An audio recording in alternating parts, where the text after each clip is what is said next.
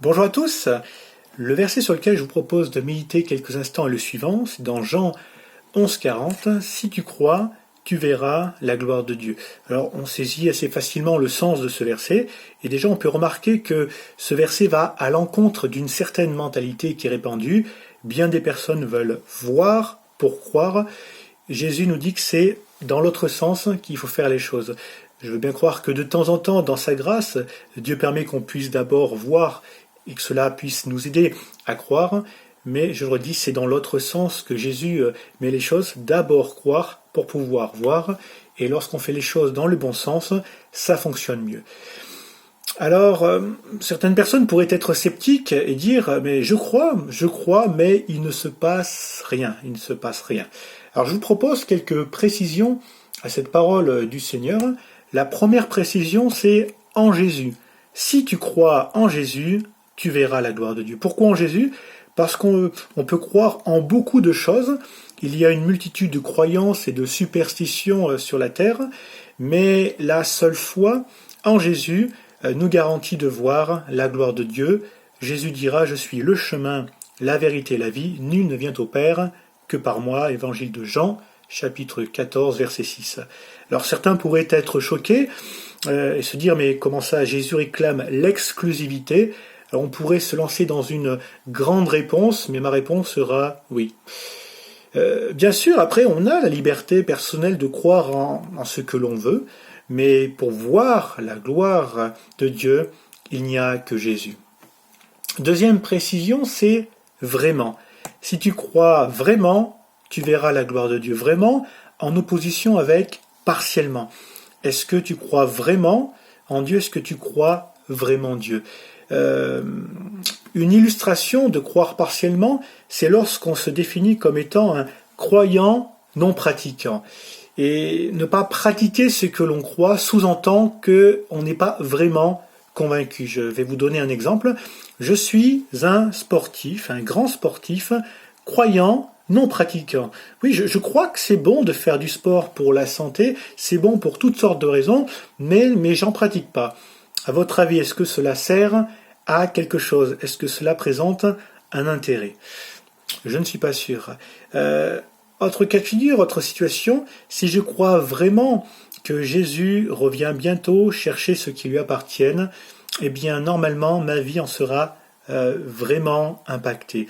Au niveau de la sanctification, ne voulant pas rater le grand départ, je vais me sanctifier. La Bible nous dit que celui qui se sanctifie, sanctifie encore. Mais aussi au niveau du témoignage personnel, partager la foi en Jésus, eh bien, se fera. Si je crois que Jésus revient bientôt, eh bien, je suis prêt, je me prépare en tout cas pour sa venue. Troisième précision, c'est la notion de temps. C'est-à-dire, si tu crois maintenant, tu verras plus tard la gloire de Dieu. Au-delà de la résurrection de Lazare, c'est dans ce contexte-là que Jésus donnera cette parole à la sœur de Lazare, Marthe. Eh bien, cette parole de Jésus, si tu crois, tu verras la gloire de Dieu, peut être reçue comme une promesse pour chacun d'entre nous, d'où cette notion du temps. Si je fais maintenant le choix de croire, eh bien, je verrai plus tard que j'ai fait le bon choix. Alors plus tard, c'est du futur, un futur qui peut être proche ou qui peut être lointain, mais incontestablement, le choix de la foi me fera voir la gloire de Dieu. Maintenant, nous parle du présent. Si je crois maintenant, ça nous parle du présent. Et c'est le temps où on a un petit pouvoir, contrairement au passé, où là, le passé ne peut pas être refait, contrairement au futur, qui reste quand même inconnu, notre futur est entre les mains de Dieu. Sur notre présent, nous avons un petit pouvoir de décision.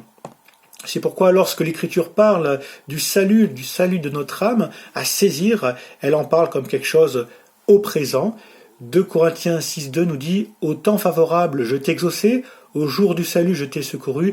Voici maintenant le temps favorable, voici maintenant le jour du salut. » Il y a des choses à ne pas faire traîner dans notre vie et pour notre salut. Eh bien, pour voir plus tard la gloire de Dieu, je suis invité à y croire maintenant, dès à présent. Quatrième précision qu'on pourrait faire aussi sur ce verset, c'est avec ton cœur et de tes yeux. Si tu crois avec ton cœur, tu verras de tes yeux la gloire de Dieu. La foi, c'est d'abord une question de cœur et non quelque chose de cérébral. Ce n'est pas par une démonstration bien argumentée que l'on s'ouvre à la foi.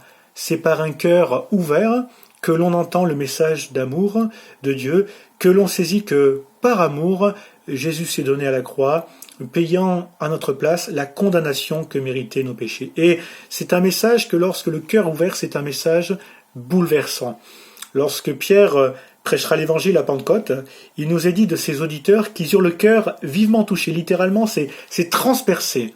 C'est pourquoi l'Écriture nous dit dans Hébreux 3,7, c'est pourquoi, selon ce que dit le Saint-Esprit, aujourd'hui, si vous entendez sa voix, n'endurcissez pas votre cœur, que ce cœur ne soit pas dur, mais que ce cœur s'ouvre et que le Seigneur puisse nous toucher.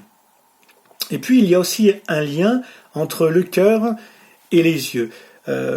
Tous ceux qui sont amoureux ont pu en faire l'expérience. Un cœur touché, c'est une vision impactée. Alors, un dicton populaire assez négatif dit que l'amour rend aveugle. Certains ont en plus rajouté, très négatif, que le mariage rend la vue. Mais je pense que c'est pas du tout ça. Je dirais que c'est l'inverse par rapport à l'amour. L'amour nous permet de voir des belles choses chez l'autre, des choses qui sont imperceptibles aux yeux du plus grand nombre, peut-être même méconnues de la personne que l'on aime. Eh bien, l'amour nous permet de voir ce que les autres n'arrivent pas à voir. Et vis-à-vis de Dieu, il y a quelque chose de similaire. Quand le cœur est touché, que la foi y prend place, on perçoit les œuvres glorieuses de Dieu. Un cœur touché, c'est une vision impactée. C'est pour ça que, d'où cette précision, si tu crois avec ton cœur, tu verras de tes yeux la gloire de Dieu. Cinquième et dernière précision que j'aimerais faire sur ce verset que l'on peut faire, c'est le même verset, mais d'une manière négative. Si tu ne crois pas, tu ne verras pas la gloire de Dieu. Cette précision pour bien comprendre que le refus de croire amène à ne pas pouvoir voir la gloire de Dieu. C'est-à-dire que même si Dieu manifestait des signes miraculeux devant mes yeux, l'incrédulité, le refus de croire, là pour le coup ça rend aveugle. Et c'est ce qui se passe dans bien des vies. Pour cause d'incrédulité, eh bien, ils attribuent à la chance, au hasard, les œuvres que Dieu accomplit dans leur vie. Je suis papa de 2 enfants et en tant que père, si j'offre un cadeau à mes enfants, je dis si, mais ça arrive de temps en temps, enfin, si j'offre un cadeau et qu'ils disent merci la chance, merci le hasard, je pense que pour le coup, je serais un peu vénère quand même, sachant que Dieu est un Père, un bon Père, un divin Père, qui nous accorde des cadeaux, qui nous accorde don sur don, alors que l'incrédulité ne nous empêche pas de rendre à César ce qui appartient à César et à Dieu ce qui appartient à Dieu. Je précise que cette formulation, c'est pas que du astérix, c'est aussi une parole de Jésus. Que par la foi, nous puissions voir ce que Dieu accomplit dans nos vies et qu'ainsi nous puissions lui rendre la reconnaissance, l'honneur, la gloire qui lui est due. Amen. Alors pour conclure, j'ai envie de vous dire simplement, croyons. Croyons en Jésus, croyons vraiment, croyons maintenant, croyons de tout notre cœur, car en faisant ce choix, ce bon choix, nous verrons plus tard, peut-être dans quelques minutes, peut-être dans plusieurs années, mais nous verrons incontestablement la gloire de Dieu.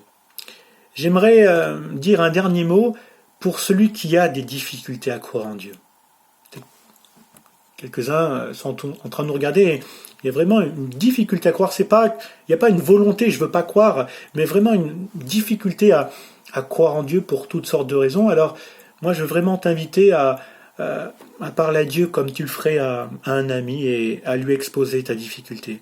Dire dans la prière, Seigneur, j'ai du mal à croire. Et parce que parler à Dieu, c'est ça la prière finalement. Alors, bien sûr, tu pourrais dire, mais parler à Dieu sans trop y croire, non, c'est comme parler dans le vide. Alors moi, je dirais plutôt que qu'oser faire l'expérience de parler à Dieu, même si on a du mal à y croire, c'est lui laisser un message sur sa boîte vocale, il y prendra connaissance et il te répondra. Amen. On prie le Seigneur quelques instants. Seigneur, tu as dit cette parole, c'est vrai dans un contexte particulier, Lazare venait de mourir et tu diras à sa sœur, mais je crois que cette parole, au-delà du contexte, elle peut vraiment être saisie par chacun d'entre nous. Si tu crois, tu verras la gloire de Dieu. Alors nous, aide-nous à croire et comme le disaient tes disciples, à un moment donné, augmente-nous notre foi, afin que nous puissions croire et ainsi voir, pas simplement la gloire que nous verrons lorsque nous serons au ciel, lorsque nous arriverons à atteindre la cité céleste, mais dès à présent toute l'œuvre de Dieu qui est autour de nous, qui s'accomplit, parce que si le monde arrive à tourner, c'est parce que tu es là, tu agis, tu fais grâce. Aide-nous à voir que tes œuvres miraculeuses ne passent pas inaperçues, mais que nous puissions les voir, que nous puissions voir que lorsqu'on prie, eh bien que nous puissions te voir agir, mais pour ça, qu'on puisse mettre les choses dans le bon sens. Si tu crois, tu verras, nous à croire dès maintenant, dès à présent. Fais-nous grâce, aide-nous, et que nous puissions voir ta gloire se manifester. Amen. Amen. Vraiment, que Dieu vous bénisse, qui vous accorde toute la grâce que vous avez besoin, et que si ce n'est pas encore fait, faites le choix de la foi. Que Dieu vous bénisse. À bientôt.